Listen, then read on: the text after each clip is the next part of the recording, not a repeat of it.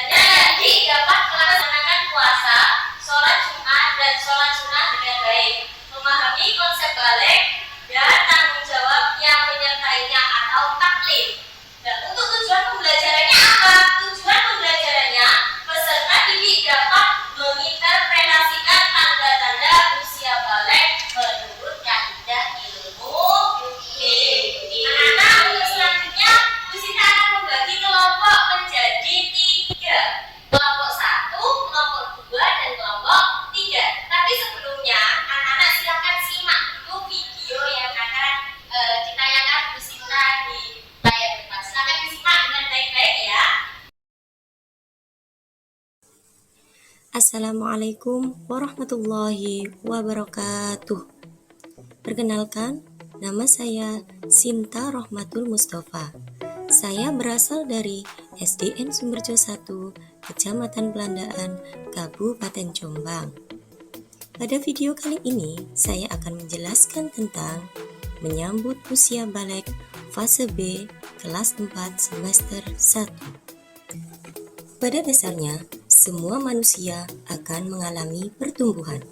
Coba perhatikan gambar berikut. Di fase manakah kamu sekarang? Berapakah umurmu? Coba hitung umur kalian berdasarkan tanggal lahir kalian. Bagaimanakah perubahan tubuh kalian sejak kelas 1 sampai kelas 4 ini? Apakah masih anak-anak ataukah sudah besar? Yang jelas, kalian akan mengalami pertumbuhan. Tanda-tanda tumbuhnya kalian inilah adalah salah satu tanda-tanda kalian sudah mengalami balik atau dewasa. Dalil tentang balik terdapat dalam firman Allah, Quran Surat An-Nur ayat 59. Bismillahirrahmanirrahim. Wa idza balagal atfalu minkumul hulma falyasta'dhanu kama sta'dhana alladhina min qablikum kadzalika yubayyinullahu lakum ayatih wallahu alimun hakim. Shadaqallahul azim. Dan apabila anak-anakmu telah sampai umur balik, maka hendaklah mereka meminta izin, seperti orang-orang yang sebelum mereka meminta izin. Demikianlah Allah menjelaskan ayat-ayatnya, dan Allah Maha Mengetahui lagi Maha Bijaksana. Baiklah anak-anak, marilah kita pahami dulu apa itu baligh. Dalam Islam, baligh merujuk pada tahap seseorang untuk mencapai kematangan fisik dan mental, ditandai dengan kemampuan bereproduksi. Syarat baligh: usia mencapai baligh sekitar 15 tahun untuk perempuan dan 18 tahun untuk laki-laki. Tanda-tanda lain yakni munculnya tanda-tanda fisik seperti menstruasi untuk perempuan dan mimpi basah untuk anak laki-laki. Kriteria mencapai baligh: mencapai status baligh diiringi dengan perubahan fisik, hormonal, dan mental yang terjadi pada setiap individu. Pada perempuan, tanda-tanda ini diawali dengan terjadinya menstruasi. Sedangkan pada laki-laki, tanda-tanda ini diawali dengan terjadinya mimpi basah dan tumbuhnya bulu-bulu pada bagian tubuh tertentu. Tanda-tanda baligh menurut ilmu fikih. Yang pertama, tanda-tanda baligh pada laki-laki, yakni mengalami mimpi basah atau ihtilam. Keluarnya air mani baik saat tidur maupun terjaga. Ini adalah tanda utama baligh pada seorang laki-laki. Yang kedua, tanda-tanda baligh pada perempuan. Terjadinya menstruasi atau haid. Menstruasi adalah tanda utama baligh pada perempuan. Ini menunjukkan bahwasannya organ reproduksi pada perempuan sudah mulai berfungsi. Tanda yang ketiga, genap berusia 15 tahun.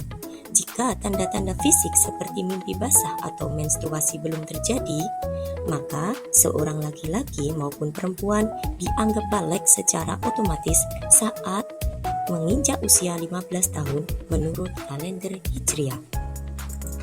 Anak-anak, setelah kita mempelajari tanda-tanda baligh, maka kita juga harus mengetahui bahwasannya anak-anak yang mengalami mimpi basah ataupun haid berarti ia sedang mengalami hadas besar.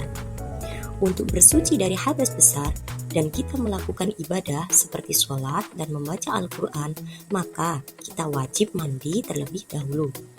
Mandi setelah hadas besar disebut dengan mandi besar ataupun mandi wajib.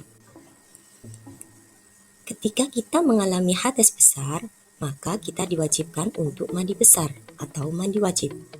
Bagaimana niatnya? Yakni Bismillahirrahmanirrahim. Nawaitul husla li raf'il hadasil akbari fardhon lillahi ta'ala. Jika haid, maka ditambah dengan haidi. Bismillahirrahmanirrahim. Nawaitul husla li raf'il hadasil akbari minal haidi fardhon lillahi ta'ala. Kemudian kita siramkan air ke seluruh bagian tubuh kita. Jika kita sudah mengalami tanda-tanda baligh yang disebutkan di atas tadi, maka kita memiliki kewajiban hukum atau disebut dengan taklif. Taklif yakni memahami bahwa baligh menandai dimulainya taklif, yaitu kewajiban untuk menjalankan perintah agama dan menjauhi larangannya, serta tanggung jawab atas perbuatan di hadapan Allah. Catatan amal, yakni mengetahui bahwa mulai baligh semua amal perbuatan akan dicatat dan dipertanggungjawabkan sendiri di akhirat kelak.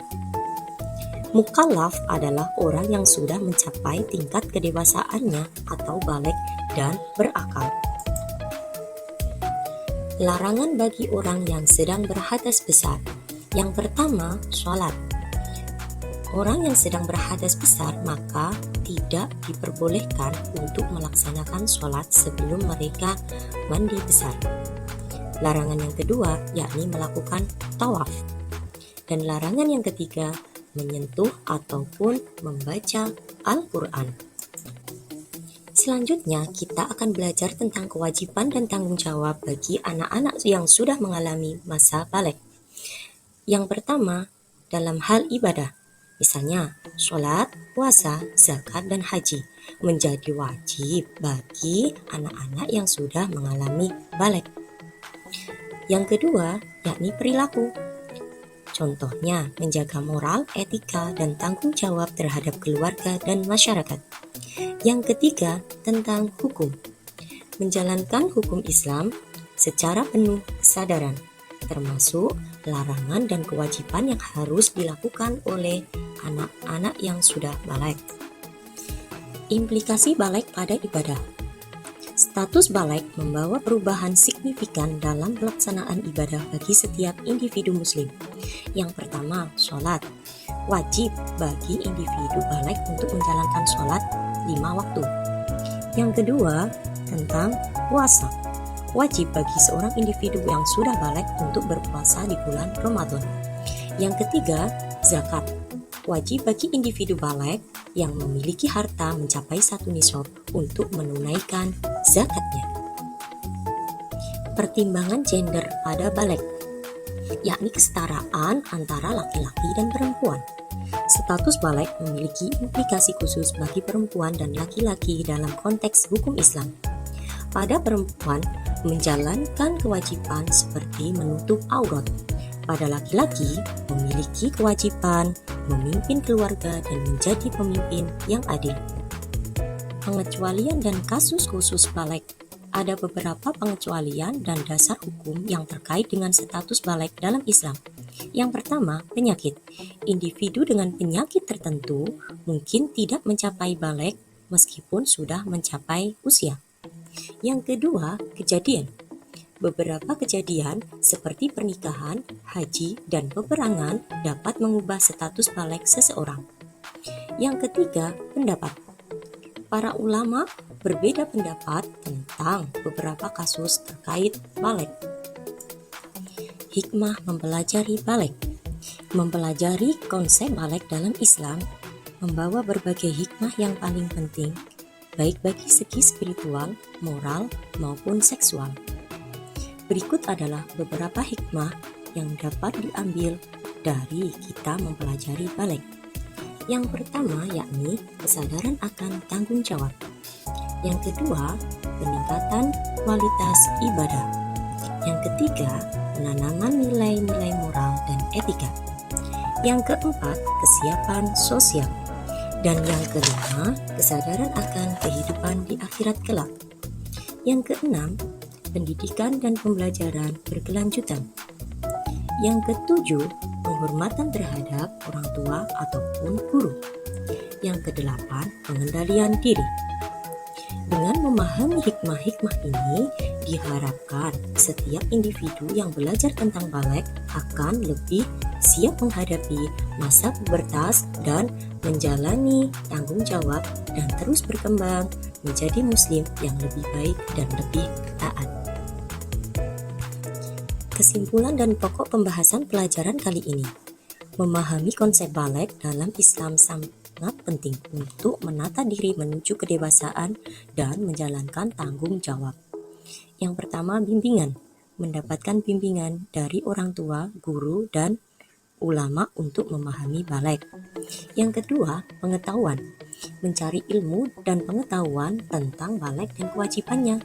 Yang ketiga, tanggung jawab. Bagi anak yang sudah mengalami balik, maka ia telah memikul tanggung jawab yang akan datang bersama dengan status balik. Demikianlah penjelasan yang dapat sampaikan tentang materi balik. Semoga bermanfaat untuk kalian dan kalian dapat menerapkannya dalam kehidupan kalian. Sekian, terima kasih. Wassalamualaikum warahmatullahi wabarakatuh. Tadi video tentang mengenal tanda-tanda balik serta larangan bagi anak yang berhadas besar. Mengenal tanda-tanda balik menurut ilmu fikih serta larangan bagi orang yang sedang berhadas besar. Nah, sekarang tugas kalian silakan duduk berkelompok sesuai dengan kelompoknya masing-masing.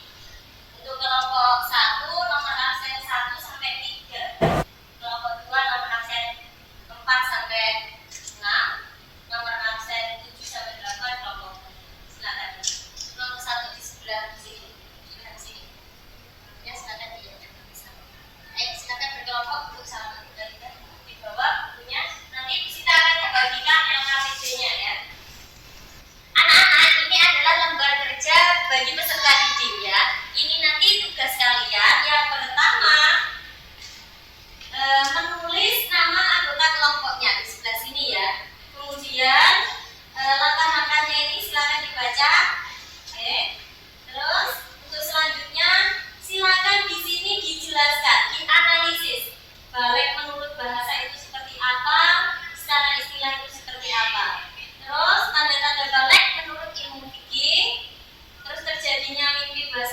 dijelaskan usia apa, terus bagaimana, itu dijelaskan di sini ya nanti ya. Silakan berdiskusi dengan kelompoknya. Dan selanjutnya ini ada terjadinya haid atau menstruasi. Haid dan menstruasi itu kan terjadi pada seorang perempuan. Di sini juga sudah ada gambarnya perempuan, berarti ini menunjukkan ini terjadi pada perempuan. Ya anak-anak ya, nanti dijelaskan di sini. Terus ini menghitung usia berdasarkan kalender Hijriah. Tadi tanda balik yang ketiga menurut ilmu fikih apa tadi? Genap berusia 15 tahun. Nanti dijelaskan di sini. Terus yang ini kemudian hal-hal yang dilarang bagi orang yang sedang berhadas besar. Tadi apa saja larangannya? Silakan ditulis di sini. Ya. Terus kemudian terakhir kesimpulannya.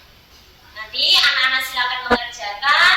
Kemudian setelah dikerjakan, terus anak-anak nanti mempresentasikan hasil diskusinya ke depan kelas. Dan teman-teman kalian dari kelompok yang lain memberikan pertanyaan ataupun tanggapan. Anak-anak sudah mengerti? Sudah. Masih ingat ya kesepakatan kelas kita tadi apa? Yang pertama, belajar dengan tertib. Yang kedua, berbicara yang sopan. Oke, silakan kerjakan. Ditulis dulu nama kelompoknya ya.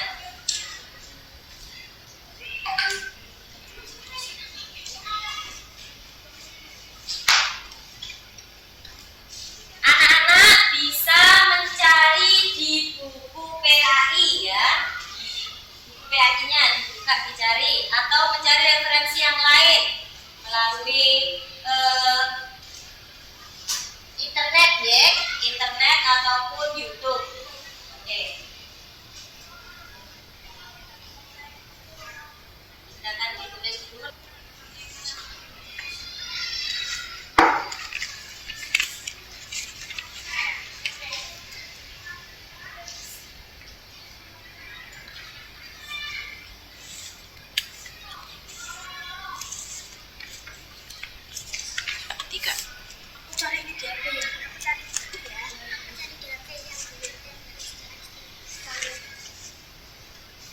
Ya, anak-anak bisa cari referensi lain ya di internet ataupun di buku yang lain.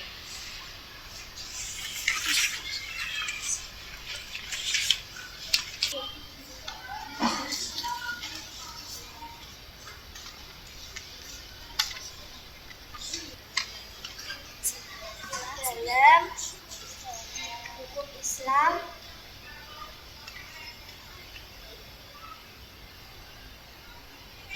yang menunjukkan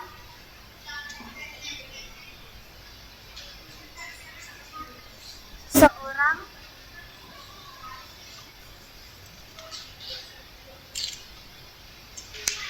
Itu dijelaskan ya, terjadinya mimpi basah itu dijelaskan bagaimana terjadinya, itu terjadi pada siapa, itu dijelaskan ya. Cari di referensi di buku paket PAI atau di internet bisa. Sekarang waktunya kalian memilih salah satu dari teman kalian untuk dijadikan ketua dan nantinya akan maju ke depan mempresentasikan hasil diskusi kalian. Oke, silakan dipilih ketuanya dulu. Dari kelompok 1 siapa? Adik. Dari kelompok 2? Ya. Dari kelompok 3? Selo. Oke. Oke anak-anak, kita mulai presentasi dari kelompok 1 ya. Silakan Ananda Adit maju ke depan mempresentasikan hasil diskusinya. Aku akan membacakan hasil diskusi kami. Nama anggota kelompok kami Adit, Ilham, dan Anissa. Pengertian balik secara bahasa adalah sampai.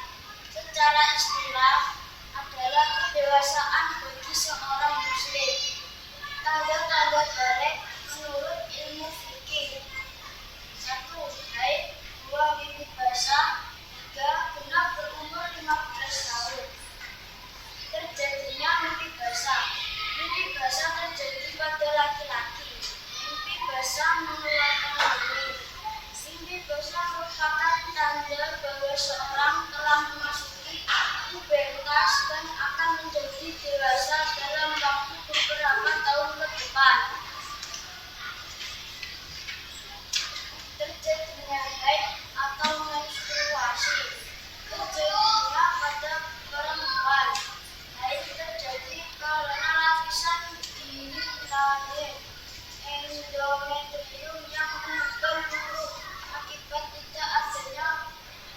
Suara pada sel kemudian hasil diskusi kelompok kami.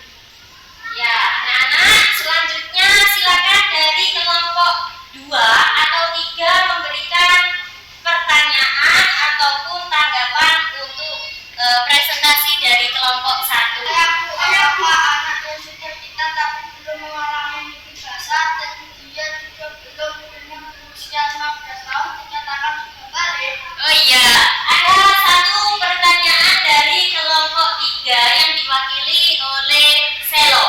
Pertanyaannya, apakah anak yang sudah hitam dan belum mengalami mimpi basah atau belum genap berusia 15 tahun sudah dikatakan balik? Itu pertanyaannya. Silakan ditulis kelompok 1 dan didiskusikan dulu. Nanti jawabannya silakan dibacakan untuk kelompok 3. Saya akan menjawab pertanyaan dari kelompok 3. Ya, silakan dari Ananda Ilham akan menjawab dan soal dari pertanyaan kelompok 3. Silakan. Belum, karena tanda balik bagi seorang laki-laki jika sudah mengalami mimpi basah dan genap berusia 15 tahun. Iya, terima kasih. Benar sekali ya jawaban dari kelompok 1. Tepuk tangan untuk kelompok 1.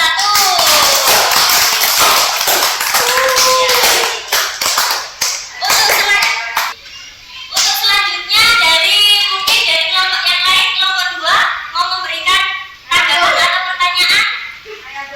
Apa? Kamu memberikan tanggapan atau pertanyaan? Menurut kelompok kami, Ya. presentasi dari kelompok 1 sudah bagus, pencapaian materi secara ringkas dan jelas. Oh iya, terima kasih untuk kelompok 1, kelompok 2 dan kelompok 3. Terima kasih anak-anakku ya. Tepuk tangan untuk anak-anak,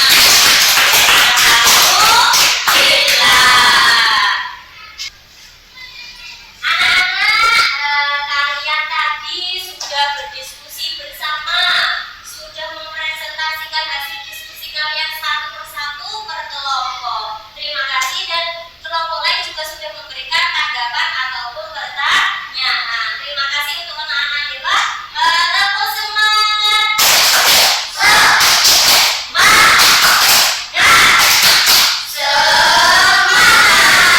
Tadi kalian diskusi tentang apa?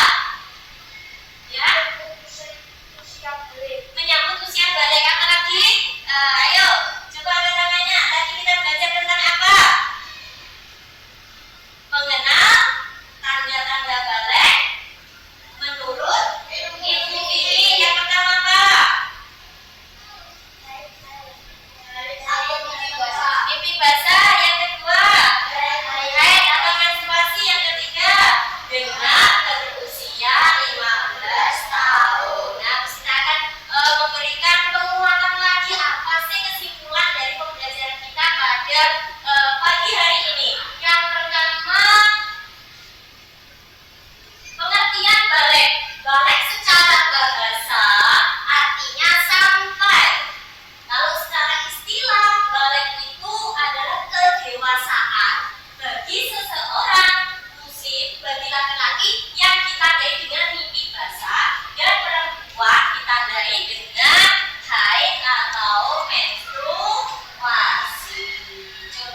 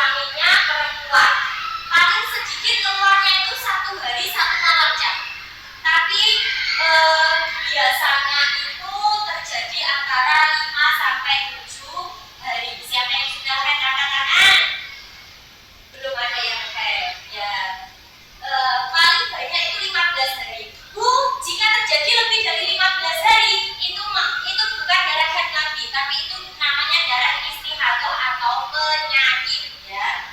Nah, yang ketiga tanda balik dalam ilmu fikih yang ketiga yakni benar berusia 15 tahun. Ini jika anak tersebut belum mengalami mimpi basah ataupun haid. Maka kalau sudah genap berusia 15 tahun, maka dia sudah balik secara otomatis. Umur kalian sekarang berapa? 11 tahun, 10, ada yang 10, ada yang 11 ya.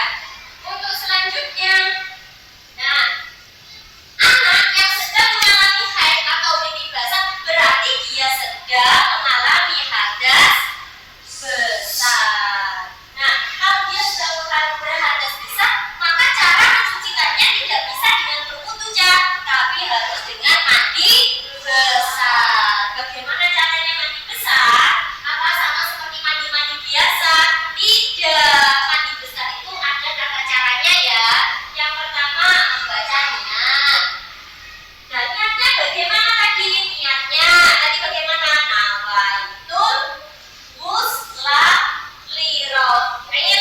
hadasil akbari fardol lillahi ta'ala. Yang kedua, mencuci kedua telapak tangan 3 kali. Nah, yang ketiga, mencuci alat kelamin dengan tangan kiri. Yang keempat, menggosok tangan kiri dengan tanah ataupun sabun. Yang kelima, berwudu sempurna. Berwudunya secara sempurna. Ya, berwudu seperti biasa itu, geng. Terus selanjutnya, menuangkan air ke kepala dari pangkal kepala sebanyak 3 kali. Dan yang selanjutnya terakhir, menuangkan air ke seluruh anggota tubuh. Nah, itu tata cara mandi besar. Jika kalian sudah mimpi basah, itu kan berarti kalian sedang mengalami apa ya? Hadas besar. Nah, cara mencucikannya, jika kalian ingin sholat, ingin mengaji, ingin melaksanakan ibadah-ibadah, berarti kalian harus mencucikan diri dulu karena kalian sedang berhadas besar. Caranya dengan mandi besar. Haid juga gitu. Kalau sudah selesai haidnya, sudah berhenti darah haidnya, maka kalian wajib mandi besar. Itu tata caranya ya anak-anak ya. Mengerti? Mengerti. Untuk selanjutnya, larangan.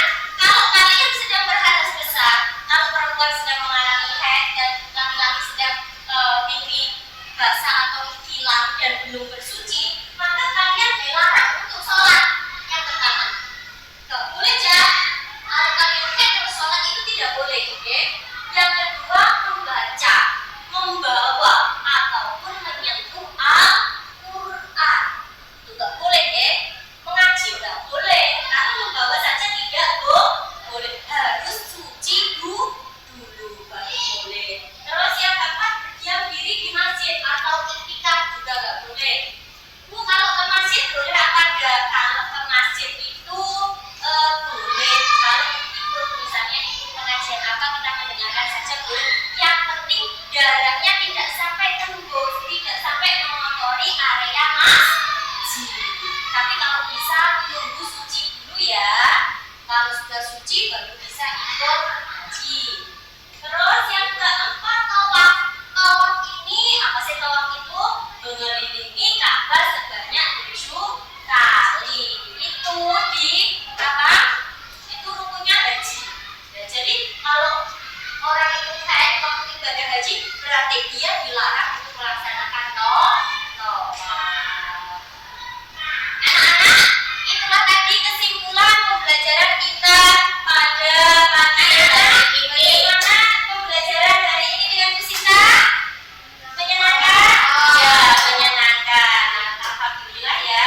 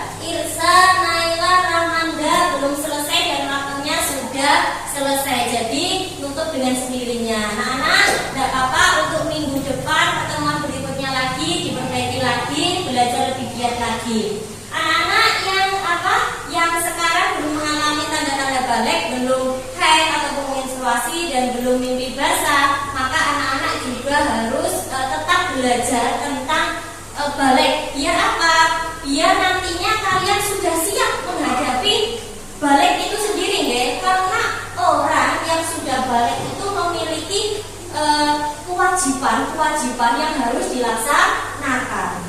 Balik itu kan menandakan kalau dia itu sudah dewasa. Anak-anak, untuk pertemuan berikutnya kita akan belajar tentang tanda-tanda balik menurut ilmu biologi dan tanggung jawab bagi anak yang sudah balik. Nah, kita tutup pelajaran kita hari ini dengan bacaan hamdalah bersama-sama. Alhamdulillahirabbil alamin. Kita baca doa sesudah belajar bersama-sama. 1, 2, 3. Bismillahirrahmanirrahim. Allahumma inni astaghfiruka ma 'allamtani farudhu ilayya inda hajati ilayhi wa la tuhsinihi ya rabbal alamin. Bu Sinta minta maaf apabila ada kurang jelasnya dalam mengajar, dalam menjelaskan materi tadi. Bu Sinta minta maaf. Akhirul kalam.